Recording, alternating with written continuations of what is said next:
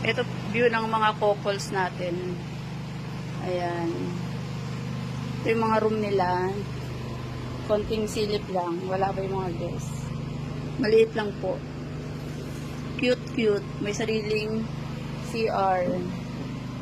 Ayan. Ito yung pangmalakasan namin glass room. Ganda. Tapos ito yung kanya-kanyang dining area. Kalan. At dining area. Tapos ito yung kanyang view. Napakaganda ng view. Ang ganda ng dagat.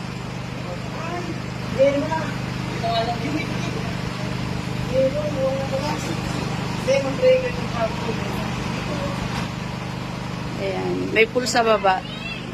May pool din sa taas. Ganda ng dagat ngayon. Ayan. Pwede yung mga baby. Dahil mababaw. Tsaka parang obvious kasi kung tanak ng aircon. Ito, paano natin ito kaligtad? Hindi, magkakaroon din sa sarili.